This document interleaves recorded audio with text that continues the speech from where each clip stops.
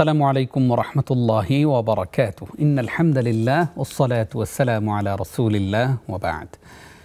প্রিয় দর্শক শ্রোতা, আশা করছি আল্লাহ রাব্বুল আলামিন আপনাদের সকলকে ভালো রেখেছেন। আলহামদুলিল্লাহ, আল্লাহর মেহেরবানিতে আমরাও ভালো আছি। দেশ এবং প্রবাস থেকে যারা এই মুহূর্তে উপভোগ করছেন আপনাদের প্রিয় চ্যানেল নেক্সাস টেলিভিশনের পর্দায়, নেক্সাস টেলিভিশনের প্রতিদিনের সরাসরি প্রশ্নোত্তরমূলক জীবন ঘনিষ্ঠ আয়োজন বেকমেন্স বিস্কিটস নিবেদিত ইসলামী জীবন বিধান, আপনাদের সকলকে স্বাগত জানাচ্ছি আমি নিজাম বিন মুহিব। প্রিয় দর্শক, আপনারা নিশ্চয়ই আমাদের এই অনুষ্ঠানের ডিজাইন জানেন যে আমরা প্রতিদিন একজন বিদগ্ধ স্কলারকে আমন্ত্রণ জানাই। তিনি শুরুতে গুরুত্বপূর্ণ একটি বিষয় আলোকপাত করে থাকেন এবং সেই সাথে আপনাদের করা প্রশ্নগুলোর জবাব দিয়ে থাকেন পুরো আয়োজন জুড়ে। স্ক্রিনে প্রদর্শিত নম্বরে আপনারা আমাদেরকে ফোনে প্রশ্ন করতে পারবেন। নেক্সাস টেলিভিশন ইসলামিক এই ফেসবুক পেজে ও কমেন্টের মাধ্যমে প্রশ্ন করতে পারবেন। প্রিয় দর্শক, ফেব্রুয়ারি মাস চলছে এবং এই ফেব্রুয়ারি মাসে আমাদের অমর 21 বইমেলা চলে। সেই বইমেলায় বিগত বছরগুলোতে আমরা দেখেছি যে ইসলামিক স্টল কিংবা ইসলামিক বইগুলো বেচা বিক্রির ক্ষেত্রে অনেক নিষেধাজ্ঞা ছিল এবং নানান কারণে স্টল দেয়া যায়নি এবং স্টলের জন্য আবেদন করলেও সেখানে স্টল দেওয়ার অনুমতি দেওয়া হয়নি। সেই বিষয়কে সামনে রেখে যেহেতু ফেব্রুয়ারি মাস ভাষার মাস চলছে, আমরা আজকে বিষয় রেখেছি বইমেলায় ইসলামী বই। আর এ বিষয়ে গুরুত্বপূর্ণ আলোকপাত করবার জন্যে আমন্ত্রণ জানিয়েছি একজন আলোকিত এবং আমাদের প্রিয় একজন স্কলারকে। আমাদের সঙ্গে আজকে স্টুডিওতে আছেন বাংলাদেশের খ্যাতিমান স্কলার, জননন্দিত মিডিয়া ব্যক্তিত্ব, উত্তরবাড্ডা ইসলামিয়া কামিল মাদ্রাসার স্বনামধন্য অধ্যক্ষ ফদিলাতুল উস্তাজ ডক্টর মোহাম্মদ আনোয়ার হোসেন মোল্লা।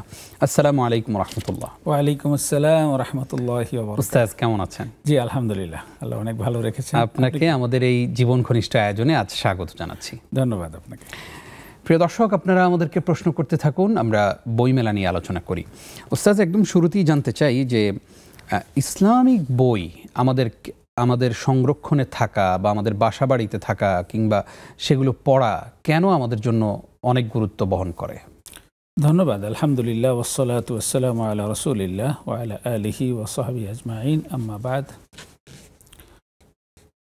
আসলে আমরা যেহেতু মুসলমান, সুতরাং আমাদের নিজেদের শেকড় জানা, আমাদের ইতিহাস ঐতিহ্য জানা, আমাদের কি করতে হবে সেটা জানা, আমাদের চলার পথ কি হবে সেটা জানা, এই জাতীয় বিষয়গুলো জানার জন্য ইসলামী বইয়ের কোনো বিকল্প নেই। এছাড়া অন্য কোনো সোর্স নেই সেগুলো জানার জন্যে। সেটা আমরা দুইভাবে জানতে পারি। সেই বইকে কেন্দ্র করে গুরু বা শিক্ষকের কাছ থেকে তালিম নিয়ে জানতে পারি, আবার কখনো কখনো স্বশিক্ষার মাধ্যমে নিজেরাই বই পড়ে কিছু কিছু জানতে পারি। আমাদের জীবনের বাস্তবতা হলো এরকম যে আমরা সারা জীবন গুরুর কাছে গিয়ে শিক্ষা গ্রহণ করার মতো অবস্থা আমাদের থাকে না। একটা শৈশবের কৈশোরের একটা নির্দিষ্ট সময় পর্যন্তই আমরা প্রাতিষ্ঠানিক শিক্ষার মধ্যে থাকি, গুরুর কাছে কিংবা শিক্ষকের কাছে আমরা তালিম নিয়ে থাকি। সেই তালিমও বিভিন্ন কিতাব বা বই কেন্দ্রিক হয়ে থাকে।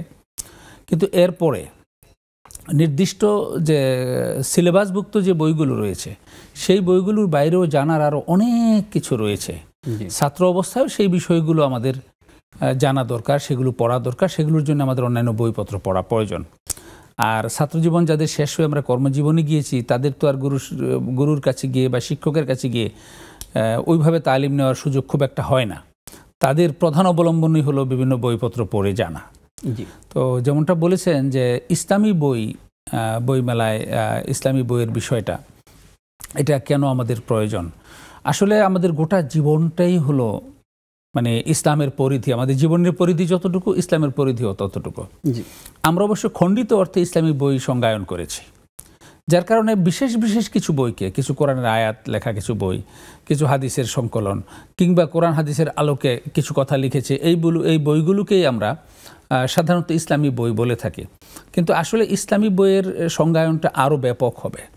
কোরআনে যে সমস্ত বিষয়গুলো বলা হয়েছে, এই সবগুলোকে কেন্দ্র করেই যে বইপত্র লেখা হবে সবগুলোই ইসলামী বই হতে পারে, যদি কোরআন সুন্নাহর মেথোডোলজি ফলো করে তাওহীদের পরিপন্থী না হয়, শিরক কুফরির কোনো ছোঁয়া তার ভিতরে না থাকে, ধ্বংসাত্মক চরিত্র বিধ্বংসী কোনো উপাদান বইয়ের মধ্যে না থাকে, তাহলে সেটা বিজ্ঞানের বই হোক সেটাও ইসলামী বই হতে পারে, সেটা একটা গল্পের বই হোক সেটা ইসলামী বই হতে পারে, সেটা একটা উপন্যাস হোক সেটাও ইসলামী বই হতে পারে।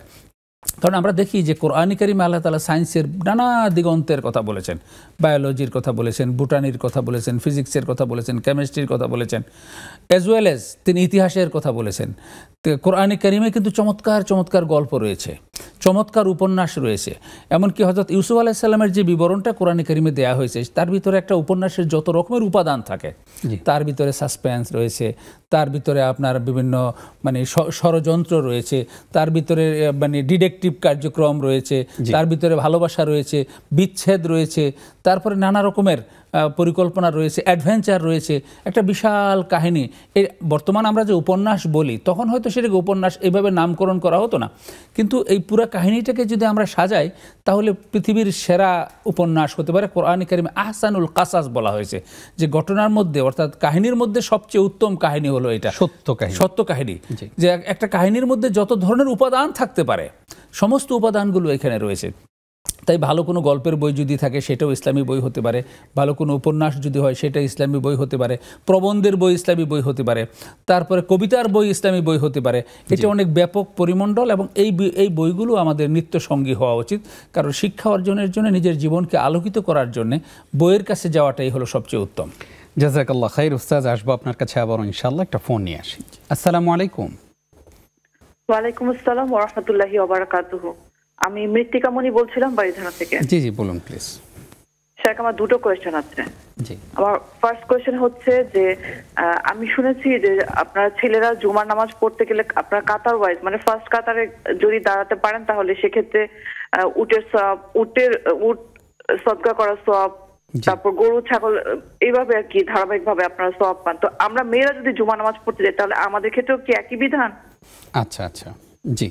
আর আমার সেকেন্ড কোয়েশ্চেন হচ্ছে যে আমরা মেয়েরা জুমার নামাজ পড়তে গেলে আমরা যে ফার্স্ট কাতারে কোনো সিনিয়র পার্সনকে দাঁড়ানোর সুযোগ করে দিই, আমরা যদি একটু পেছনের দিকে দাঁড়াই তাহলে কি সেক্ষেত্রে আমরা ফার্স্ট কাতারে দাঁড়ানোর সওয়াবটা পাবো, নাকি যে কাতারে দাঁড়াবো সেই কাতারে দাঁড়ানোর সওয়াবটাই পাবো? বুঝতে পেরেছি, ধন্যবাদ আপনাকে। আমাদের সঙ্গেই থাকুন।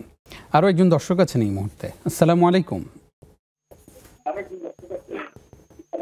দর্শক, স্ক্রিনে দেখানো নম্বরে নিশ্চয়ই ফোন করেছেন। আপনি আপনার টেলিভিশনের ভলিউম কমিয়ে আমাদেরকে প্রশ্ন করুন।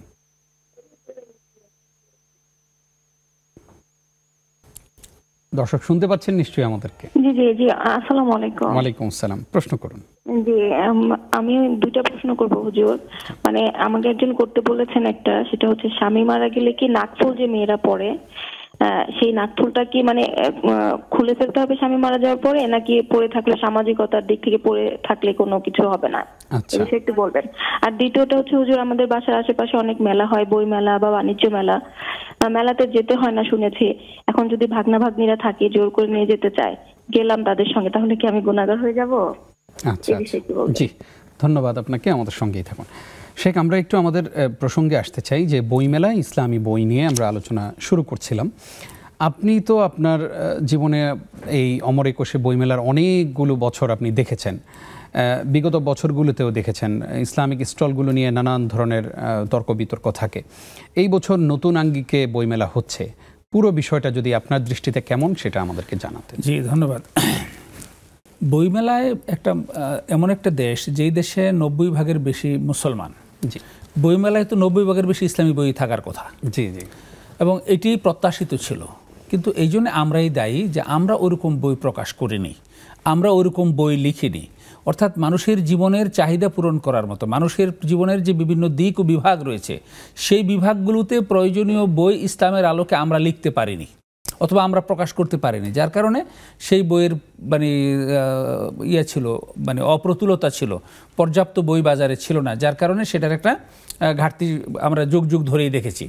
দ্বিতীয়ত, সম্প্রতি এসে বিগত 1-2 দশকে এসে আস্তে আস্তে ইসলামী বইপত্র লেখার বা ইসলামের আলোকে বিভিন্ন বইপত্র লেখার বা ইসলামের নীতিমালার উপর ভিত্তি করে বিভিন্ন বইপত্র লেখার একটা প্রবণতা শুরু হয়েছে, একটা প্রক্রিয়া শুরু হয়েছে। অনেক লেখকরা বই লিখছেন এবং সেগুলো বিভিন্ন বইমেলায় স্থান পেত। কিন্তু দুর্ভাগ্যজনক বাস্তবতা, আমরা বিগত কিছু বছরে আমরা দেখেছি যে অনেক ইসলামী বই সেখানে অনুমোদন দেয়া হয় নাই, কিংবা ইসলামিক বই যারা প্রকাশ করে এরকম কিছু প্রকাশক রয়েছে তাদেরকে স্টলও বরাদ্দ দেওয়া হয়নি। এটা সম্পূর্ণ ইনজাস্টিস ছিল।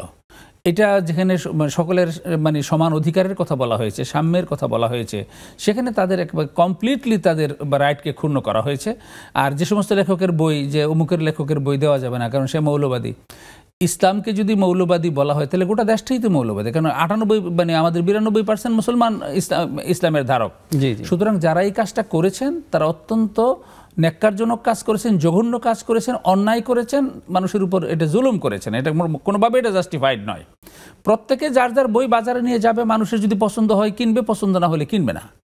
কিন্তু আমি স্টল বরাদ্দ কেন মানে বাধা দিয়ে রাখবো? তার বই যদি এটা খুব খারাপ বই হলে মানুষ তো কিনবে না। বই যদি মানসম্পন্ন না হয় তাহলে মানুষ মানে সেটা প্রত্যাখ্যান করবে। কিন্তু আমি আইন করে কৌশল করে তাকে স্টল বরাদ্দ দিব না, কিন্তু স্টল বরাদ্দ দিব কিন্তু এই এই এই বইগুলো তুমি উঠাইতে পারবে না, এই জাতীয় বিষয়গুলো সম্পূর্ণ অনাকাঙ্ক্ষিত। এগুলো আমাদের রাষ্ট্রের যে মূলনীতি, সেই মূলনীতির সম্পূর্ণ পরিপন্থী। তবে আমাদের এই 5 অগাস্টের পট পরিবর্তনের পরে এবছর নতুন বইমেলা শুরু হচ্ছে। এই বইমেলা থেকে আপনার প্রত্যাশা কি? তো আমার প্রত্যাশা থাকবে প্রথমত যে মানে কোনো ব্যক্তি বিবেচনা না করে, কোনো ইজম বিবেচনা না করে যারাই বই প্রকাশ করেছেন এবং সেই বইগুলো যদি মেলায় উপস্থাপন করার মতো বা মেলায় সেগুলো প্রদর্শন করার মতো উপযোগী বই যদি কারো থাকে, সরকারের যে নির্দিষ্ট ক্রাইটেরিয়া বা বাংলা একাডেমির যে নির্দিষ্ট ক্রাইটেরিয়া রয়েছে, সেই ক্রাইটেরিয়া পূরণ যারা করবে তাদেরকে মানে বাংলা একাডেমি বইমেলায় যেন তাদের বই প্রদর্শনের সুযোগ দেওয়া হয়, বই বিক্রির সুযোগ যেন দেওয়া হয়। আমি এটা শুধু ইসলামী বইয়ের ক্ষেত্রে বলবো না, আমি অনইসলামিক বইয়ের ক্ষেত্রে, কমিউনিজমের যে বই লিখেছে, কমিউনিস্টদের বামপন্থী যে বইগুলো আছে, মার্ক্সবাদের উপর লেখা যে বই আছে, লেনিনবাদের উপরে লেখা যে বই আছে, সেগুলো মানে আসতে দেওয়া হোক। সেগুলো যে মানুষ যদি কিনবে, আমার তো এখানে মাথা ব্যথার কিছু নেই। আমি জোর করে কেন লেনিনের বইকে আমি বাধা দিতে যাব? অনুরূপভাবে ইসলামী বই যেগুলো আসবে সেগুলো যেন তাদেরকে দেখা হয়। আর দ্বিতীয়ত যারা বই লেখেন এবং যারা প্রকাশ করেন তাদেরকে আমি বলবো যে আরো ওয়াইড হওয়ার জন্য, ইসলামী বইকে ওই ন্যারো কয়েকটা বিষয়ের মধ্যে সীমাবদ্ধ না রেখে এটাকে আরো অনেক ওয়াইড করা যেতে পারে। সেই ওয়াইডার যে মানে থেকে পজিশন থেকে যদি আমরা বই লিখি, সেই বই জ্ঞান বিজ্ঞানের নানা শাখা প্রশাখার বই হবে এবং সেগুলো ইসলামের আলোকে ইসলামী বই হিসেবে বিবেচিত হবে। আমরা সেটাই প্রত্যাশা করছি। আশা করছি আমাদের দর্শক শ্রোতা, যারা বই ক্রেতা, যারা বিক্রেতা, সবাই এই বিষয়গুলো নজরে রাখবেন ইনশাআল্লাহ। আরো একজন দর্শক আছেন আমাদের সঙ্গে। আসসালামু আলাইকুম। ওয়ালাইকুম আসসালাম। আমার প্রথম কোশ্চেন হচ্ছে, রান্না করা ভাত পুনরায় চুলায় দিয়ে আবার রান্না করা যাবে কিনা বা গরম করে খাওয়া যাবে কিনা। দ্বিতীয় কোশ্চেন হচ্ছে, মানে কামিজটা উপরে থাকলে সালোয়ারটা নিচে পরা যাবে কিনা, নাভির নিচে পরা যাবে কিনা। আর 3 নম্বর কোশ্চেন হচ্ছে, আমার ছেলের বয়স হচ্ছে 5+, মেয়ের বয়স হচ্ছে 3+। তো ছেলে যখন ওর বাবার সাথে নামাজ পড়তে যায়, মানে মেয়েও কান্নাকাটি করে, তো মেয়েকে আমি পাঞ্জাবি পাজামা পরে পাঠাই। এখানে হচ্ছে যে মেয়েকে যে ছেলের পোশাক পরিয়ে পাঠাই, এতে মানে সমস্যা আছে কিনা। আর 4 নম্বর কোশ্চেন হচ্ছে যে আমার এক আত্মীয়র হচ্ছে কোন একটা কথা মানে আমি জানি, যেটা হচ্ছে অন্য একটা আত্মীয়র হচ্ছে কোন একটা জিনিস গোপন করার কথা। এখন এটা যে আমিও সাথে সাথে গোপন করতেছি, এটা কি আমার গুনাহ হচ্ছে কিনা? মানে জি, অসংখ্য ধন্যবাদ আপনাকে। থাকুন আমাদের এই আয়োজনের সঙ্গেই ইনশাআল্লাহ। ছোট্ট একটি বিরতির পর আমরা আপনাদের প্রশ্নগুলোর জবাব দেব। প্রিয় দর্শক, আপনারা দেখছেন বেকম্যানস বিস্কিটস নিবেদিত ইসলামী জীবন বিধান আলোকিত আয়োজনের এই পর্যায়ে ছোট্ট একটি বিরতির সময় হলো। আশা করছি সঙ্গেই থাকবেন।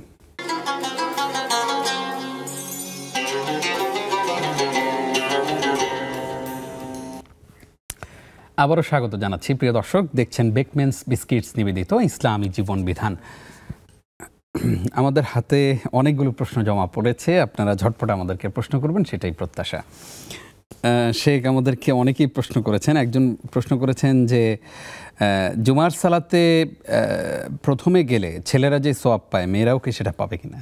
অবশ্যই পাবে, না পাওয়ার তো কোনো কারণ নেই। জি জি, কারণ এখানে কিন্তু ছেলে এবং মেয়ের মধ্যে কোনো ডিসক্রিমিনেশন করা হয়নি। জি জি। আরেকজন প্রশ্ন করেছেন, আমাদের ওই বোনই জানতে চেয়েছেন যে প্রথম কাতারে কোনো সিনিয়রকে পেছন থেকে টেনে সামনে দিলে আমি কি প্রথম কাতারের সওয়াব পাবো কিনা? উনি যদি প্রথম কাতারে থেকে থাকেন, জি জি, তারপর দেখলেন যে একজন সিনিয়র, একজন মুরব্বী চলে এসেছেন, তখন তিনি পিছনে এসে পিছন থেকে ওই মুরব্বীকে সামনের কাতারে দিলেন, তাহলে তিনি 2টা সওয়াব পাওয়ার সম্ভাবনা আছে। সওয়াব দিবেন কি দিবেন না সেটা তো আল্লাহর এখতিয়ারে, আমরা তো এবারে কোনো নিশ্চয়তা দিতে পারবো না। তো ওনার এখানে 2টা সওয়াব পাওয়ার একটা মানে সুযোগ আছে। প্রথমটা হলো তিনি প্রথম কাতারে যে গিয়েছিলেন, প্রথম কাতারের একটা সওয়াব। দ্বিতীয় হলো তিনি একজন মুরব্বীকে একরাম করেছেন, মানে মুরব্বীকে মানলাম ইয়ারহাম সগীরানা ওয়ালাম ইউয়াক্কির কাবীরানা, উনি তাওকিরুল কিবার করেছেন, তিনি মুরব্বীকে সম্মান করেছেন, বয়োবৃদ্ধ একজন ব্যক্তিকে বা সম্মানিত ব্যক্তিকে তিনি সম্মান করেছেন। তো এই সম্মানিত ব্যক্তির সম্মানের সওয়াবটাও তিনি পাবেন। আর প্রথম কাতারে তিনি গিয়েছিলেন, প্রথম কাতারে দাঁড়িয়েছিলেন, এই জন্য প্রথম কাতারের সওয়াব পাবেন এবং দ্বিতীয়টাও পাবেন ইনশাআল্লাহ। একজন প্রশ্ন করেছেন যে স্বামী মৃত্যুবরণের পরে মহিলারা যে সাদা কাপড় পরে, নাকফুল পরে, এটা কি পরতেই হবে কিনা? নাকফুল ফেলে দিতে হবে কিনা, নাকি পরে থাকতে পারবেন উনি? সমাজ তো বলে যে একবারে সবকিছু ফেলে দিতে। না, এটা এসেছে আমাদের দেশে, আমাদের সনাতন ধর্মাবলম্বীদের যে কালচার, সেই কালচার থেকে। সনাতন ধর্মাবলম্বীরা কেউ মারা যাওয়ার সাথে সাথেই তাদের মধ্যে মানে একটা চিহ্ন তারা দিতে চায়, এরকমভাবে যে কেউ দেখেই তাকে বিধবা মনে করতে পারে। কারণটা ছিল বহু যুগ আগে থেকে সনাতন ধর্মে বিধবা নারীদের আর বিবাহ হতো না। অনেক সময় দেখা গেছে 12-14 বছরের মেয়ে বিধবা হয়ে গেছে, এখন যে কেউ দেখলে তাকে বিবাহের প্রস্তাব দিবে। তো এই জন্যে তাদের মধ্যে এই জিনিসটা কিন্তু কালচারাল দিক থেকে যৌক্তিক, আমার কাছে ভালো মনে হয়েছে তাদের এই যুক্তিটা। তাদের 3 ধরনের মেয়ের 3 ধরনের মানে সিমটম তারা রাখে। একটা হলো সদবা বা বিবাহিত মহিলা, বিবাহিত মহিলারা তারা কপালে সিঁদুর দিবে, আর বিধবা তারা শ্বেতবসন পরবে, কোনো নাক ফুল কান ফুল কিছুই থাকবে না, চুল খাটো করে ফেলবে এবং শ্বেতবসন পরবে। আর যাদের এখনো বিয়ে হয় নাই তারা অর্ডিনারি পোশাকে থাকবে। এটা কেন? কোনো একটা মজলিসে গেল, গিয়ে দেখা গেল একটা মেয়েকে তার পছন্দ হয়েছে, খুব হাসি খুশি চটপট, আরেকজন মহিলাই মনে করলো এই মেয়েটা তো খুব ভালো, আমি তোমার ভাগিনাকে বিয়ে করানোর জন্য ভালো মেয়ে খুঁজছি। মেয়েটার কথা কি খোঁজখবর নিয়ে 3 দিন পরে উনি গেলেন যে আমি আমার ভাগিনার জন্য বিয়ের প্রস্তাব নিয়ে আসছি। আরে আপনি আসছেন, আমার মেয়ে তারও 2 বছর আগে বিয়ে হয়ে গেছে, কি 6 মাস আগে বিয়ে হয়ে গেছে। উনি কিন্তু দেখে বুঝতে পারেন না যে মেয়েটা বিবাহিত কি অবিবাহিত। কিন্তু হিন্দুরা যেটা করে সেটা হলো কপালে সিঁদুর দেওয়া থাকে, সিঁদুর দেওয়া থাকলে না ভালো ছিল, মেয়েটার তো বিয়ে হয়ে গেছে। আবার একটা এরকমই চটপটে কোনো একজন ভালো একটা মেয়ে, অনেক সময় আসে না খুব অল্প বয়সে বিয়ে হয়েছে, অল্প বয়সেই বিধবা হয়ে গেছে। তো ওরকম আমরা কিন্তু বিভিন্ন উপন্যাসে দেখেছি, বিশেষ করে শরৎচন্দ্রের উপন্যাসে যেহেতু বিষয়গুলো খুব চমৎকার করে তুলে ধরা হয়েছে। তো সেখানে কম বয়সে একটা মেয়ে বিধবা হয়েছে, তো এটা যে কেউ মেয়েটাকে দেখলে মনে করবে যে এটা তো আমার ভাতিজাকে কি ভাগিনাকে কি ছোটো ভাইকে বিয়ে করানো যেতে পারে, তখন হয়তো বিয়ের প্রস্তাব নিয়ে যেতে চাইবে। তো গিয়ে যখন জানবে না হয়তো বিয়ে হয়েছিল, তার স্বামী মারা গেছে, বিধবা, তাকে তো আর বিয়ে দেওয়া যাবে না। এই জন্য তারা এটা করেছে কি, সদবাদেরকে সিঁদুর পরানো, বিধবাদেরকে শ্বেতবসন পরানো, আর যাদের বিধবাও নয়, বিবাহ হয়নি, আমরা প্রচলিত কথায় তাদেরকে কুমারী বলি আর কি, তো তারা থাকবে কি অর্ডিনারি পোশাকে। এই চলনটা হিন্দুদের মধ্যে, আমাদের সনাতন ধর্মাবলম্বীদের মধ্যে চলেছে। তাদের এই ধর্মের এটার পিছনে একটা যুক্তিও আছে, কিন্তু ইসলামী শরিয়া চলে ইসলামের মূলনীতির ভিত্তিতে। ইসলামের মূলনীতিতে যেটা বলা হয়েছে, স্বামী মারা গেলে স্ত্রী সাজসজ্জা করবে না, ভালো মানে যে অতিরিক্ত অলঙ্কারাদি পরবে না, অতিরিক্ত সাজসজ্জা করবে না, ক্রিম মাখবে না, লিপস্টিক মাখবে না, হাতে ডিজাইন করবে না, যেগুলো সাধারণত মেয়েরা করে। তো এই যে সাজসজ্জা করবে না, এর উপর ভিত্তি করে অনেকে নাকফুল ফেলে দিতে বিষয়টাকে বিবেচনায় নিয়েছে। সাজসজ্জার মধ্যে কি পড়ে, যে নাকফুলও সাজসজ্জার একটা অংশ, কানের দুলও সাজসজ্জারই একটা অংশ, হাতে যে আংটিটা ছিল এটাও সাজসজ্জারই একটা অংশ। তো ওলামায়ে কেরামগণ এটাকে ডিফাইন করেছেন এইভাবে যে যেই জিনিসগুলো উনি সব সময়ই পড়ে থাকেন, উনি গোসল করতে গেলেও পড়েন, ঘুমানোর সময়ও পড়েন, কাজ করার সময়ও পড়েন, গায়ে যখন ময়লা লেগে থাকে তখনও পড়েন, তাহলে এটা তার সাজসজ্জার অংশ নয়, এটা তার নৈমিত্তিক মানে পরিধেয় একটা বস্তুতে পরিণত হয়েছে। এই জিনিসগুলো সাজসজ্জার মধ্যে পড়বে না। তবে যদি কেউ সতর্কতা জন্য স্বেচ্ছায় মনে করে যে আমার স্বামী মারা গেছে, আমি আংটিটা খুলে ফেলবো, আমি কানের দুলটা খুলে ফেলবো, আমি নাকের ফুলটা খুলে ফেলবো, উনি যদি স্বেচ্ছায় করেন ইসলামে বাধা নেই। কিন্তু উনি করতে চাচ্ছেন না জোর করে। এদিকে স্বামী মারা গেছে, এই শোকে সে বাঁচতেছে না, স্বামীর লাশ এখনো দাফন হয়নি, মাত্র খোঁজ খবর দেওয়া শুরু হয়েছে, বুকে মারা গেছে, 3-4 জন ধরে মেয়েকে জোর করে শোয়া তার নাকের ফুল কাটতেছে, তার হাতের চুরি কাটতেছে, মানে একটা শোকের মধ্যে তাকে আরেকটা যন্ত্রণা দিচ্ছে। তো এতটা হার্ডলাইনে যাওয়া ইসলাম এটাকে উৎসাহিত করে না। খুবই গুরুত্বপূর্ণ একটি প্রশ্নের জবাব আমরা শুনছিলাম। এই মুহূর্তে আমাদের সঙ্গে আরো একজন দর্শক। আসসালামু আলাইকুম। দর্শক নিশ্চয়ই আমাদেরকে শুনছেন, বলুন। আসসালামু আলাইকুম। ওয়ালাইকুম আসসালাম। আমার 2টি প্রশ্ন। আমার প্রথম প্রশ্ন হলো, আমি আমার গ্রামের বাড়ি কুমিল্লাতে, আমার বাবার বাড়ি স্বামীর বাড়ি, আমি ঢাকাতে থাকি।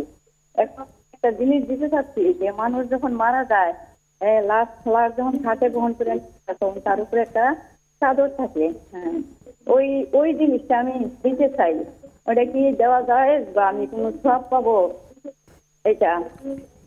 জি জি, বুঝতে পেরেছি। আচ্ছা, আর দ্বিতীয় প্রশ্নটা হলো, আমি মহাখালী এই ফ্ল্যাটে থাকি, আমার এই ফ্ল্যাটের পাশে এক ব্যক্তি মারা গেছে।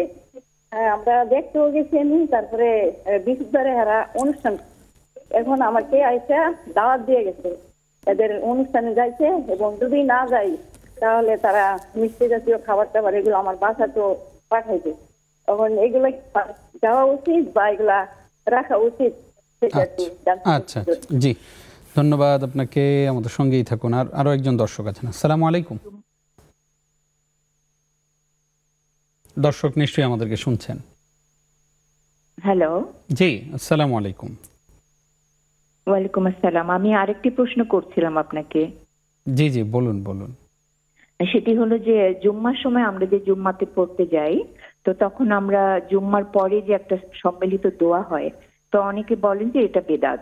তো আমি যখন জুম্মা পড়ি, কিন্তু তখন তো দোয়া শুরু হলে তখন আমি কি করব? খুব অস্বস্তি লাগে, সবাই দোয়া পড়ছেন কিন্তু আমি বসে আছি চুপ করে, পড়ছি না, হয়তো এমনি অন্য জিকির করছি। সেই ক্ষেত্রে আমি কি উঠে চলে আসবো, নাকি আমি ওই পুরো দোয়ার সময় বসে থাকবো? এটি জানার জন্য যে আমি কি করব। মানে খুব অস্বস্তি লাগে বসে থাকলে, আবার উঠে আসলেও ভয় লাগে বেয়াদবি হয় কিনা। আসসালামু আলাইকুম। ওয়ালাইকুম আসসালাম, থাকুন আমাদের সঙ্গে। শেখ আমাদেরকে একজন প্রশ্ন করেছেন যে এই যে বাণিজ্য মেলা, বই মেলা বা যে কোনো মেলা হয় অনেকের বাসার আশেপাশে, তো সেখানে আমাদের বোন যেতে চান না, কিন্তু অনেক ভাগনা ভাগ্নিরা আবদার করে যে চলো মেলা থেকে ঘুরে আসে, যাওয়া যাবে কি? না, সেখানে দেখতে হবে মেলাটা কি। সেই মেলাটা আমাদের মানে বাণিজ্য মেলা, সেখানে আমাদের ঘরের বিভিন্ন তৈজসপত্র কেনার সুযোগ আছে, জামা কাপড় কেনার সুযোগ আছে, কুকারিজ বিভিন্ন আইটেম কেনার সুযোগ আছে, সেখানে পর্যাপ্ত পাওয়া যায়, মানে হয়তো অপেক্ষাকৃত একটু সস্তা দামেও পাওয়া যায়।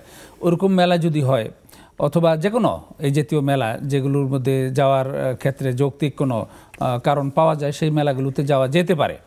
কারণ মেলায় যদি কেউ না যায় তাহলে মেলা জমবে কি করে? জি, মেলায় তো কেউ না কেউ যেতে হবে। তবে মেলায় যাওয়ার সময় অবশ্যই খেয়াল রাখতে হবে, শরীয়তের সীমারেখা মেনটেন করে যেতে হবে। জি, আমরা বিশেষ করে মহিলারা যারা যাবেন, যে ভাগ্নিদেরকে নিয়ে যাবেন, যারা মানে পর্দার আওতায় যারা চলে এসেছে বয়সে, তারা যেন পর্দা করে যান, হিজাব করে যেন যান, বোরকা পরে যেন যান, এবং সেখানে গিয়েও যেন পরিবেশটা ওরকমভাবে মেনটেন করে চলেন যাতে শরীয়তের সীমা লঙ্ঘিত না হয়। জি জি। আমাদেরকে একজন প্রশ্ন করেছেন যে কামিজ উপরে এবং নিচে যে সালোয়ার পরবেন সেটা যদি নাভির নিচে থাকে তাহলে সেইভাবে আসলে চলাফেরা করা যাবে কিনা? যদি উপরের কাপড়টা একদম নিচ পর্যন্ত লম্বালম্বি হয়ে যায়, তাহলে এই কাপড়টা যদি অতটুকু পুরো হয় যে তার শরীরের ভিতরে কিছু দেখা যাচ্ছে না, তাহলে একটা দিয়েই তার এটা কভার হয়ে যাবে। নিচে যদি তিনি সালোয়ার নাও পরে থাকেন তাহলে শরীয়তের সীমা লঙ্ঘিত হবে না। আর যদি পরেন তাহলে তো আরো ভালো, তবে উত্তম নাভির উপরেই পরা, যদি পড়তে পারেন আরো ভালো। আশা করছি আমাদের বোন তার প্রশ্নের জবাব পেয়ে গেছেন। প্রিয় দর্শক, আপনারা উপভোগ করছেন বেকম্যানস বিস্কিটস নিবেদিত ইসলামী জীবন বিধান। সময় হলো আবারও বিরতি নেবার। আশা করছি আমাদের সঙ্গেই থাকবেন।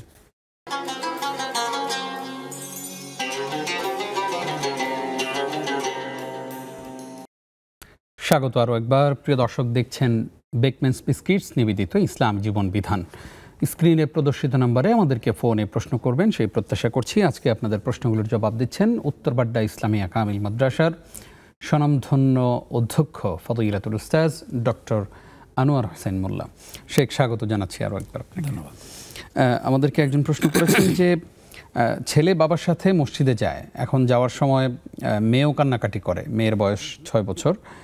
তো এখন এই মেয়েকে মা পাঞ্জাবি পায়জামা পরিয়ে বাবার সাথে মসজিদে পাঠায়, এটা কি ঠিক হচ্ছে কিনা? প্রথমত, যে ছেলেদেরকে মেয়েদের পোশাকে সজ্জিত করা এবং মেয়েদেরকে ছেলেদের পোশাকে সজ্জিত করা, এটা ইসলাম নিরুৎসাহিত করেছে, বরং তিরস্কার করেছে। কিন্তু মেয়েদের পোশাক কি এবং ছেলেদের পোশাক কি, এটা ডিফাইন করা নাই কোথাও, যে এইটা হলো ছেলেদের পোশাক, এইটা হলো মেয়েদের পোশাক। এই ক্ষেত্রে ইসলামের যে পঞ্চম স্তম্ভ যেটা, সেটা হলো ওরফ বা মানে ট্র্যাডিশন বা ওই বিভিন্ন এলাকার কাস্টমস। যে এলাকার কাস্টমস অনুযায়ী যেই পোশাকটা মেয়েদের পোশাক হিসেবে বিবেচিত, সেটা মেয়েদের পোশাক হিসেবে ধরে নেওয়া হবে। এবং যে এলাকার কাস্টম অনুযায়ী যেই পোশাকটা ছেলেদের পোশাক হিসেবে বিবেচিত সেটা ছেলেদের পোশাক হিসেবে বিবেচনা করা লাগবে। যেমন আমাদের এই উপমহাদেশে পোশাকের ধরন একরকম, আবার মধ্যপ্রাচ্যে পোশাকের ধরন ভিন্ন রকম, পশ্চিমা দেশগুলোতে পোশাকের ধরন ভিন্ন রকম। তো আমাদের এই উপমহাদেশে বিশেষত বাংলাদেশে মেয়েদের পোশাক হিসেবে দীর্ঘদিন থেকে প্রচলিত হয়ে আসছে যেগুলো সালোয়ার কামিজ, তারপরে আপনার শাড়ি বা এই জাতীয় যে পোশাকগুলো আছে, তো সেগুলো মেয়েদের পোশাক হিসেবে বিবেচিত হয়ে আসছে। পায়জামা, পাঞ্জাবি এই জাতীয় পোশাকগুলো সাধারণত পুরুষের পোশাক হিসেবে বিবেচিত হয়। তো ওনার ক্ষেত্রে করণীয় কি? প্রথমত বাচ্চা যখন ছোট থাকে, ছেলে এবং মেয়ের আলাদা যখন তারা মানে ওই মোকাল্লাফ না হয়, শরীয়তের মোকাল্লাফ যতক্ষণ পর্যন্ত না হয় ততক্ষণ পর্যন্ত তাদের ওইটা মানে আল্লাহ তাআলার পক্ষ থেকে হয়তো মুআখাজা করা হবে না, কিন্তু তাদেরকে অভ্যস্ত করার জন্যে ছোটোবেলা থেকেই মেয়েদেরকে মেয়েদের পোশাক পরিয়ে ছেলেদেরকে ছেলেদের পোশাক পরিয়েই বিভিন্ন অনুষ্ঠানে, মসজিদে বলি, বিভিন্ন মানে স্কুল বা প্রতিষ্ঠানে বলি, মাদ্রাসায় বলি, যেখানে পাঠানো সেখানে পাঠাইলে সুবিধাটা হবে কি, এই ছেলেটা ছেলেদের পোশাকে অভ্যস্ত হয়ে উঠবে, এই মেয়েটা মেয়েদের পোশাকে অভ্যস্ত হয়ে উঠবে।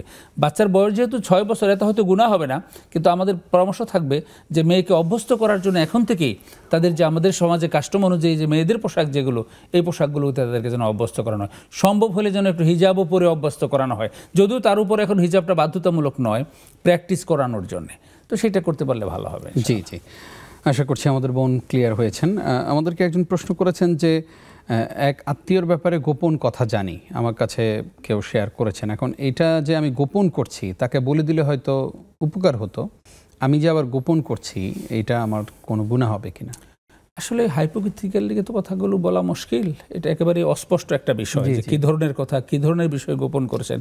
তো হাদিসে বলা হয়েছে মান সাতারা মুমিনান সাতারাল্লাহু লাহু ইয়াউমাল কিয়ামা, যে কোনো মোমেনের দোষত্রুটি যদি কেউ গোপন করে, কিয়ামতের দিন আল্লাহ তাআলা তার দোষত্রুটি গোপন করবেন।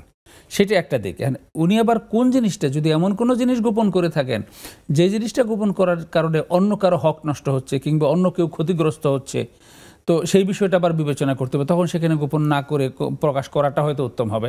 কিন্তু যেহেতু স্পেসিফিক আমরা জানি না উনি কোন জিনিসটা বলতে চাচ্ছেন, তো এই ক্ষেত্রে আমরা সুনির্দিষ্টভাবে তাকে কোনো মন্তব্য করতে পারবো না। তো আমরা রুলটা বলে দিলাম যে জেনারেলি কোনো ত্রুটি যদি কারো থাকে, কোনো মোমেনের যদি কোনো ত্রুটি বিচ্যুতি থাকে, সেই ত্রুটি বিচ্যুতিটা আমি জানি এবং এটা বাইরে প্রকাশ করে দিলে উনি ছোট হবেন, এই ধরনের ক্ষেত্রে তার ত্রুটি বিচ্যুতিগুলো বাইরে প্রকাশ না করাকে ইসলাম উৎসাহিত করেছে। আবার যদি কারো এরকম কোনো জঘন্য কিছু তার ভিতরে থাকে যেটা অন্যদের স্বার্থ ক্ষুণ্ণ করবে, অন্যদেরকে ক্ষতিগ্রস্ত করবে, সেটা আবার গোপন করলে তখন দেখা যাবে ওরা ক্ষতিগ্রস্ত হবে হিসাবে সেটা প্রকাশ করে দেওয়াটা মানে উচিত হবে। তো ওনারটা যেই পর্যায়ের পরে উনি সেইভাবে বিবেচনা করে কাজ করবেন। জি ইনশাআল্লাহ। একজন প্রশ্ন করেছেন লাশ ধোয়ানোর পরে বা লাশ ধোয়ানোর ক্ষেত্রে যে চাদরটার প্রয়োজন হয়, সেইটা কি আমি দান করতে পারবো কিনা, দিতে পারবো কিনা? হ্যাঁ, দিতে পারবেন, সমস্যা নাই। সেটা পরিষ্কার করে ধুয়ে মুছে যখন যদি এরকম নেওয়ার মতো কেউ থাকে তিনি অবশ্যই দিতে পারবেন। না, আমি ওই কাপড়টা দিলাম যে ভাই আমি দিলাম, লাশ ধোয়ানোর ক্ষেত্রে এই কাপড়টা ব্যবহার করেন, অথবা খাটিয়ার উপরে দিয়ে যে কবরস্থান পর্যন্ত নিয়ে যায় উপরের যে কাপড়টা, এইটা আমি দিলাম, আমি দিলে সওয়াবের ভাগিদার হব কিনা? না, যে কোনো একজন ব্যক্তিকে কোনো একটা কাজে সহযোগিতা করলে তো অবশ্যই সওয়াবের ভাগী হবেন। এখন যদি দেখা যায় যে না ওনাদের নিজেদেরই কাপড় চোপড় আছে, প্রয়োজন নেই অন্যের কাপড়ের, তারপরে গিয়ে বললেন যে না আমি এটা দিলাম আমারটা করেন, ওই ক্ষেত্রে হয়তো প্রয়োজন নেই। কিন্তু যদি এরকম হয় যে মানে উনি চাইতেছেন যে আমার বড় ভাই কি আমার কোনো আত্মীয় মামা উনি মারা গেছেন, তো ওনার উপরে ঢাকার যে কাপড়টা সেই কাপড়টা আমি দেব, অন্যরা যদি তার ওলিওয়ারিস যারা প্রকৃত ওলিওয়ারিস যারা আছে তারা যদি আপত্তি না করে তাহলে দিতে পারেন, অবশ্যই অসুবিধা নেই। একজন জানতে চেয়েছেন যে অমুসলিমদের কোনো মানুষ, অমুসলিম কেউ মারা গেলে তাকে দেখতে যাওয়া এবং তাদের যে শ্রাদ্ধ অনুষ্ঠান হয় এই অনুষ্ঠানে যাওয়া যাবে কিনা? যদি যাওয়া না যায় সেক্ষেত্রে অনেক সময় দেখা যায় যে পাশাপাশি হওয়ার কারণে, ভালো সম্পর্ক হওয়ার কারণে তাদের অনুষ্ঠানের যে খাবার দাবার সেগুলো আবার বাসায় পাঠানো হয়, সেগুলো আমি গ্রহণ করতে পারবো কিনা? এক্ষেত্রে দুইটা বিষয়, একটা হলো তাদের ওই জাতীয় অনুষ্ঠানগুলোতে যাওয়া যাবে কিনা। সেই অনুষ্ঠানগুলো যদি সামাজিক অনুষ্ঠান হিসেবে বিবেচনা করা হয়, সামাজিক কর্মকাণ্ডের পার্ট হিসেবে উনিও সমাজের একজন মানুষ, আমিও সমাজের একজন মানুষ, আমি সেখানে মানে পার্টিসিপেট করি, ওখানে যদি আমি পার্টিসিপেট করি তাহলে বিষয়টা একরকম। আর যদি ধর্মীয় অনুষ্ঠান হিসেবে তারা শ্রাদ্ধ হবে, সেখানে তাদের ধর্মীয় একটা অনুষ্ঠানে গিয়ে আমিও তাদের মতো মন্ত্র পড়লাম, পূজা দিলাম, তাহলে বিষয়টা আরেক রকম। ধর্মীয় অনুষ্ঠান হিসেবে ধর্মীয় কার্যক্রমে অংশগ্রহণ করা মুসলমানের জন্য বৈধ হবে না। কিন্তু সামাজিক অনুষ্ঠান হিসেবে সমাজের আরও 10 জন লোক এসেছে, তাকে সমবেদনা জানাচ্ছে, তাকে মানে কন্ডোলেন্স মেসেজ দিচ্ছে, তার সম্পর্কে দুইটা ভালো মন্দ কথা বলছে, যেন উনি খুব ভালো মানুষ ছিলেন, তো এই জাতীয় কথা যেখানে আলোচনা হবে, এই জাতীয় মানে অ্যাক্টিভিটিসে মুসলমানরাও জড়িত হতে পারেন। আর তাদের খাবার দাবারের ব্যাপারে খেয়াল রাখতে হবে যে মানে আপ্যায়নের, তারা তো সেটা আপ্যায়ন করবে, তো যে কোনো আপ্যায়ন যেন হয়, যারা আপ্যায়ন করবে সেটা মানে শর্ত হলো সেই মানে আপ্যায়ন যেই খাদ্যদ্রব্যটা দিয়ে করবে সেই খাদ্যদ্রব্যটা হালাল হতে হবে। যদি গোশত জাতীয় হয় তাহলে সেটা আল্লাহর নামে জবাইকৃত হতে হবে, আর যদি অন্য খাবার দাবার হয় তাহলে সেটা পাক পবিত্র হতে হবে। যদি ভালো কোনো মানে ভালো এরকম পাক পবিত্র বাবুর্চি দিয়ে পাক করানো হয়, সেখানে হারামের কোনো উপাদান না থাকে, তাহলে সেই খাবার গ্রহণ করা যেতে পারে হয়তো, কিন্তু যতটুকু সম্ভব অ্যাভয়েড করতে পারলে ভালো। জি, আরও একজন দর্শক আছেন। আসসালামু আলাইকুম। আসসালামু আলাইকুম। ওয়ালাইকুম আসসালাম। ভাই জি প্রশ্ন করুন। বেতের নামাজে 3 রাকাতে যখন দোয়া কুনুত পড়ার সময় দোয়া কুনুতটা না পড়ে সিজদায় চলে যায়, হঠাৎ মনে হয় দোয়া কুনুত পড়ি নাই, সেই সময় করণীয় কি? আর দ্বিতীয় প্রশ্ন, আমার শ্বশুর গত 2 বছর আগে মারা গেছেন, কিন্তু উনি প্রায় ওনার বাবাকে স্বপ্নে দেখায়, বাবুর বাবাকে স্বপ্নে দেখায়, বলে যে নামাজ পড়ো, কোনোদিন বলে যে আর কোনোদিন এসে আতর দিয়ে যায়, এবং গতকালকে উনি বলছে যে হচ্ছে ডান পা সামনে দিয়ে চইলো আর বেশি বেশি আস্তাগফিরুল্লাহ পড়ো। তো উনি কি দুনিয়ার সবকিছু জানতে পারে, বুঝতে পারে? তো আমরা তো যতদূর জানি দুনিয়ার মানুষ, মৃত মানুষ এগুলো জানে না, বুঝে না, তো এটা কিসের ইঙ্গিত? আর হাদিস এই বিষয়ে কি বলছে? ধন্যবাদ আপনাকে আমাদের সঙ্গে থাকার। ছেলে কিন্তু অনেক ভালো, ছেলে কোনো বদ দিয়ে নাই, কোনো নেশা করে না, কোনো হালাল করে না। বাঙালি মহিলারা স্বামীর প্রশংসা করবেন, এটাই স্বাভাবিক। জাযাকাল্লাহ খাইর, আপনাকে জাযাকিল্লাহ। আরো একজন দর্শক আছেন। আসসালামু আলাইকুম। ওয়ালাইকুম আসসালাম। আসসালামু আলাইকুম। জি, আমার দুটি প্রশ্ন। এক নম্বর প্রশ্ন হতে, এই যে শাবান মাসের 14 তারিখে যে আমরা ইবাদত করি, আমি বহু বছর থেকে আমাদের বাসায় কয়েকজন মহিলা একত্রিত হিসাবে সারা রাত জেগে আল্লাহ সন্তুষ্টির জন্য ইবাদত বন্দী করি, নামাজ কোরআন তেলাওয়াত, এটা করা কি আমাদের ঠিক আছে? আর দ্বিতীয় প্রশ্ন হচ্ছে, বিতের নামাজে যে কদর সূরা পড়তে হয়, এটা কি সত্যিকারে বাধ্যতামূলক? আচ্ছা, জি ধন্যবাদ, আমাদের সঙ্গেই থাকুন। শেখ একজন প্রশ্ন করেছেন যে অনেক সময় মসজিদে যখন আমরা জামাতে, মহিলারা জামাতে শরিক হন, সেক্ষেত্রে ওই ইমাম সাহেব যখন জুমার পরে মুনাজাত করেন, এখন সম্মিলিত মুনাজাত কি আমি করব নাকি আমি নিজে নিজে যে তাসবিহগুলো পারি সেগুলো পড়ব? অনেক সময় আমি চুপ করে বসে থাকি, নিজের মধ্যে ইতস্তত লাগে যে আসলে আমি কি ঠিক করছি কিনা, করণীয় কি নারীদের? জি ধন্যবাদ। প্রতি নামাজের যে 5 ওয়াক্ত যে নামাজ, 5 ওয়াক্ত নামাজের পরে সম্মিলিত মুনাজাত এটা রাসূল সাল্লাল্লাহু আলাইহি ওয়াসাল্লাম করেন নাই। তো রাসূল সাল্লাল্লাহু আলাইহি ওয়াসাল্লাম এবং সাহাবায়ে কেরাম যেটা করেছেন, ইন্ডিভিজুয়ালি বিভিন্ন দোয়া পড়েছেন, তাসবিহ তাহলিল করেছেন, নানা রকমের দোয়া পড়েছেন, সুবহানাল্লাহ, আলহামদুলিল্লাহ, আল্লাহু আকবার, এগুলো 33 বার করে পড়েছেন, সুবহানাল্লাহি ওয়া বিহামদিহি সুবহানাল্লাহিল আযীম পড়েছেন, তারপরে সাইয়্যিদুল ইস্তিগফার পড়েছেন, আল্লাহুম্মা লা মানিয়া, এটা পড়েছেন, এরকম আরও সূরা ইখলাস পড়েছেন, আয়াতুল কুরসি পড়েছেন, যে যখন যতটুকু সময় ছিল তত কোনো সময় একটু বেশি পড়েছেন, কোনো সময় একটু কম পড়েছেন। এই আমলগুলো হলো সুন্নাহ আমল, এটা 5 ওয়াক্ত নামাজের ক্ষেত্রে। তো জুমার নামাজের ক্ষেত্রে 2টা আলোচনা এখানে এসেছে। একটা আলোচনা হলো যে এইটাও মানে অন্য 5 ওয়াক্ত নামাজের মতোই একটা নামাজ, তো সুতরাং এখানেও সম্মিলিতভাবে মোনাজাত করার প্রয়োজন নেই। ওলামায়ে কেরামদের আরেকটা অংশ বলেছেন যে এই যে জুমার নামাজে একটা বিশেষ নামাজ, এটা সাপ্তাহিক একটা স্পেশাল নামাজ, এখানে অনেকে আসেন, অনেকের দোয়া চান যে আমার জন্য দোয়া করেন, অনেকে মারা গেছে, জাতীয় অনেক বিষয় থাকে, রাষ্ট্রীয় অনেক বিষয় থাকে, যেগুলোর কারণে বিশেষ দোয়া করা হয়ে থাকে। তবে সাধারণত এই দোয়াগুলো আমরা দ্বিতীয় খুতবাতেই করে থাকি। তো আমাদের সমাজে দ্বিতীয় খুতবাতে যখন দোয়া করি, তারা বুঝেই না যে দ্বিতীয় দোয়া হচ্ছে, ওনারা জুমাচ্ছেন। তো এই জন্য পরবর্তীতে আবার আলাদা একটা মোনাজাত করে দেওয়া হয়। এটাকেও কেউ কেউ বলেছেন যে জুমার নামাজে বিশেষ মোনাজাত, যেহেতু রাসূল সাল্লাল্লাহু আলাইহি ওয়াসাল্লাম বিশেষ ক্ষেত্রে কিন্তু আলাদা দোয়া করেছেন, তো এটাকে বিশেষ দোয়া হিসেবে কেউ কেউ বৈধ রেখেছেন। তো তো বোন যদি মনে করেন যে আমি এটা করব না, তাহলে তিনি করতে পারেন, মানে এটা তিনি বর্জনও করতে পারেন, সমস্যা নেই। কিন্তু উনি কি করবেন জানতে চেয়েছেন, এক্ষেত্রে উত্তম হলো ওই সময় তিনি তাসবিহ তাহলিল করবেন, বিভিন্ন দোয়া ইস্তেগফার যেগুলো আছে, যেগুলো উনি মুখস্থ পারেন সেগুলো তিনি পড়বেন। তবে এইটা করা উচিত হবে না 5 ওয়াক্ত নামাজের ক্ষেত্রেও না, জুমার ক্ষেত্রেও না। আমাদের সমাজে অনেকে আছে মানে সম্মিলিত মোনাজাত করা বেদাত। এই জন্য ইমাম সাহেব আসসালামু আলাইকুম রহমতুল্লাহ, আসসালামু আলাইকুম রহমতুল্লাহ বলার সাথে সাথে উনি মোনাজাত ধরার আগে উনি দাঁড়ায় সুন্নত শুরু করে দিয়েছেন। এইটা কোনো সুন্নাহ দ্বারা এটা প্রমাণিত নয় যে ইমাম সালাম ফিরানোর সাথে সাথে মুক্তাদিরা পরবর্তী সুন্নতের জন্য দাঁড়িয়ে গেছে, এটা নতুন বেদাত। বরং এই ক্ষেত্রে সমস্ত রাসূল সাল্লাল্লাহু আলাইহি সাল্লাম সহ সাহাবায়ে কেরামদের আমল হলো যে যতটুকু পেরেছে তাসবিহ তাহলিল দোয়া দুরূদ পড়েছে। আপনি যদি ওই মোনাজাতে শরীক না হন, আপনি তাসবিহ তাহলিল করেন, কিন্তু এই কাজটা করবেন না যে ইমাম সাহেব সালাম ফেরানোর সাথে সাথে আমি বেদাত করব না, আমি মোনাজাতে শরীক হব না, কি আল্লাহু আকবার বলে আপনি কি করে দিলেন, নতুন করে আবার সুন্নতের নামাজ শুরু করে দিলেন, নফল নামাজ শুরু করে দিলেন, এটা মোটেই উচিত হবে না। এটাও সুন্নাহ দ্বারা সমর্থিত নয়। জি, আশা করছি আমাদের দর্শকরা বিষয়টি ক্লিয়ার হয়েছেন। প্রিয় দর্শক, আপনারা দেখছেন বেকম্যানস বিস্কিটস নিবেদিত ইসলাম জীবন বিধান অনুষ্ঠানের এই পর্যায়ে আজকের পর্বের সর্বশেষ বিরতি নিচ্ছি। আশা করছি সঙ্গেই থাকবেন।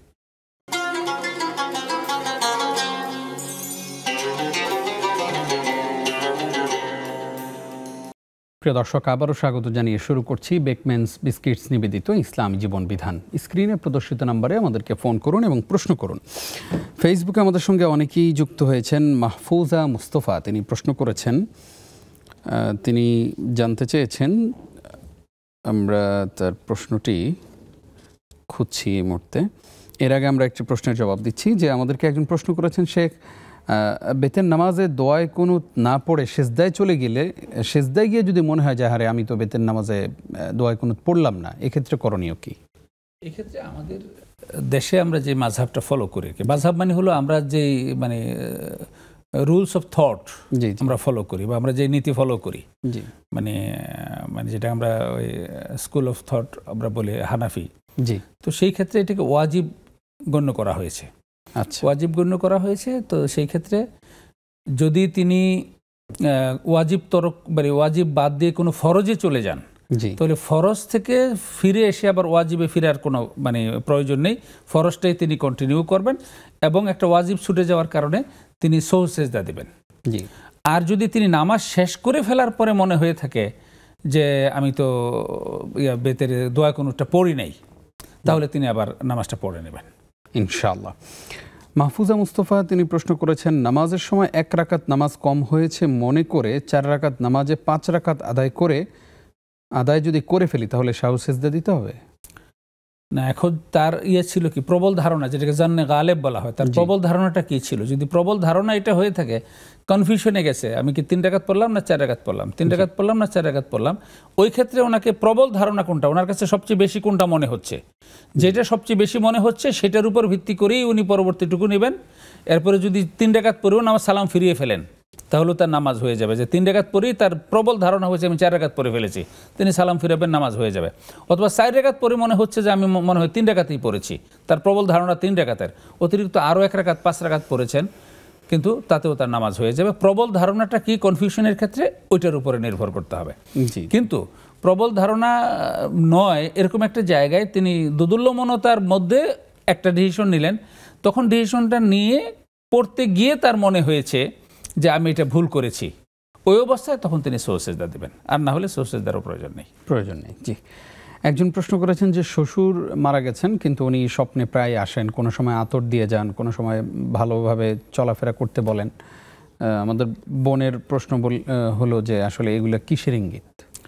প্রথমত হলো স্বপ্নটা যে কি, আজ পর্যন্ত কেউ এটার কোনো ব্যাখ্যা বের করতে পারে না যে স্বপ্ন কেন দেখা হয়। তো ইসলামে যেটা মনে করা হয়েছে সেটা হলো স্বপ্ন কয়েক ধরনের হয়।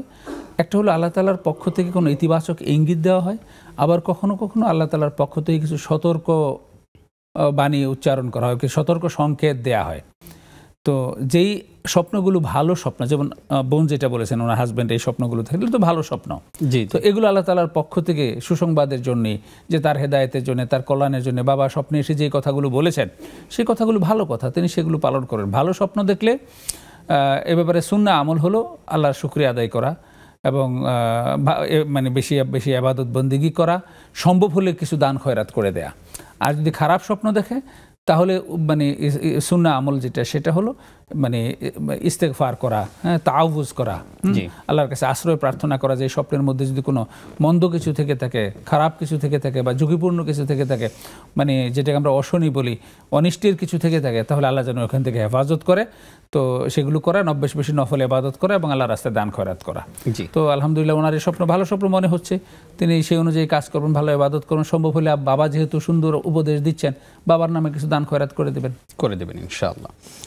একজন বোন জানতে চেয়েছেন, শবে বরাতের রাতে আমাদের বাসায় অনেক মহিলারা মিলে আমরা আল্লাহকে স্মরণ করি, তাসবিহ তাহলিল নামাজগুলো একসাথে পড়ার চেষ্টা করি, অনেক আমল করি, এইটা কি ঠিক আছে কিনা শরিয়ার দৃষ্টিকোণ থেকে? এইটা যদি আগে পরে না করেন, শুধু ওই রাত্রিতেই করেন, তাহলে ঠিক নেই। কারণ শুরু ওই রাত্রিতে ইবাদত বন্দেগী করা এটা সুন্নাহ দ্বারা প্রমাণিত নয়। যারা সবসময় তাহাজ্জুদ পড়েন, সবসময় নফল ইবাদত করেন, মাসে 2-1 বার করেন, সপ্তাহে 2-1 বার করেন, উনি ওই রাত্রেও করবেন। কিন্তু আগে পরে কখনোই তিনি কোনো নামাজ পড়েন না, আগে পরে কখনোই মহিলাদের নিয়ে তিনি এরকম জমাত করেন না। শুধু ওই রাত্রিতে যদি করা হয়, তাহলে ওই রাত্রিটাকে একটা স্পেশাল গুরুত্ব দিয়ে এটাকে মানে ট্রিট করা হয়েছে বলে ধরে নেওয়া হবে। কিন্তু কোরআন সুন্নাহ দ্বারা ওই রাত্রিতে স্পেশাল ট্রিট করার কোনো মানে পাওয়া যায় না, বিবরণ পাওয়া যায় না। তো যেহেতু বিবরণ পাওয়া যায় না, শুধু ওই রাত্রিটার জন্য এটা করাটাকে আমরা উৎসাহিত করব না, বরং আমরা উৎসাহিত করব উনি আরও আগে থেকে করবেন, আরও পরেও করবেন। মাঝে মধ্যেই তিনি মাসে 2-1 বার এলাকার মহিলাদেরকে নিয়ে এরকম করবেন, একটু রান্নাবাড়া করবেন, একসাথে খাবেন, দোয়া দরুদ করবেন, ইস্তেগফার করবেন, এটা কন্টিনিউ করবেন। সেই ধারাবাহিকতায় ওই দিনও যদি পড়ে যায়, ওই দিনও করবেন, অসুবিধা নেই। জি, সর্বশেষ প্রশ্ন আজকের পর্বের, একজন প্রশ্ন করেছেন যে সালাতুল বিতর নামাজে সূরা কদর পড়তেই হবে? না, কোনো সূরাই বাধ্যতামূলক নয়, কোনো নামাজেই কোনো সূরা বাধ্যতামূলক নয়। তবে বিতর নামাজে রাসূল সাল্লাল্লাহু আলাইহি ওয়াসাল্লাম উৎসাহিত করেছেন 3টা সূরাকে, সূরা আলা, সূরা কাফিরুন এবং সূরা ইখলাস। এই 3টাকে উৎসাহিত করেছেন। নট নেসেসারি যে এই 3টাই পড়তে হবে। এছাড়া অন্য কোনো সালাতে যে ফরজ নামাজে এই সূরা পড়তে হবে বা সুন্নত নামাজে এই সূরা পড়তে হবে, এরকম কোনো নামাজেই কোনো বিশেষ সূরাকে বাধ্যতামূলক করে দেয়া হয়নি। তবে কিছু কিছু সূরা রাসূল সাল্লাল্লাহু আলাইহি ওয়াসাল্লাম একটু বেশি পড়তেন, যেমন জুমার নামাজ এবং ঈদের নামাজে রাসূল সাল্লাল্লাহু আলাইহি ওয়াসাল্লাম সূরা আলা পড়তেন এবং সূরা গাশিয়া পড়তেন। অনেকেই এটা অনুসরণ করে, এটা রাসূল সাল্লাল্লাহু আলাইহি ওয়াসাল্লাম যেহেতু বেশি পড়তেন এটা করেন, কিন্তু এটা ম্যান্ডেটরি নয় যে এটাই পড়তে হবে। ফাকরাউ মা তায়াসসারা মিনাল কোরআন, কোরআন থেকে যেখান থেকে সহজ হয় সেখান থেকে তিনি নামাজে পড়তে পারেন। যে সূরা সম্ভব হয় সেই সূরা, পূর্ণ সূরা না পড়লে আংশিক সূরা, না হলে 2-4 আয়াত, যেখান থেকে সম্ভব হয় সেখান থেকে তিনি পড়বেন। এটা বেতের হোক, ফরজ নামাজ হোক, নফল নামাজ হোক, সকল ক্ষেত্রেই একই কথা। জাযাকাল্লাহ খাইর উস্তাদ, অনেকগুলো প্রশ্নের জবাব আমরা আমাদের দর্শকদেরকে দিতে পেরেছি। কষ্ট করে আপনি আজকে সময় দিয়েছেন, সেই জন্য আপনার প্রতি কৃতজ্ঞতা এবং ধন্যবাদ জানাচ্ছি। ধন্যবাদ জানাচ্ছি আপনাকেও, আমাদের দর্শকবৃন্দকেও ধন্যবাদ জানাচ্ছি। জাযাকাল্লাহ খাইর। প্রিয় দর্শক, এতক্ষণ যারা আমাদের সঙ্গে ছিলেন আপনাদেরকেও ধন্যবাদ জানাচ্ছি। আগামীকালকের পর্ব দেখবার আমন্ত্রণ জানিয়ে আজকের মতো বিদায় নিচ্ছি। আমি নিজাম বিন মুহিব। আসসালামু আলাইকুম ওয়া রাহমাতুল্লাহি ওয়া বারাকাতুহু।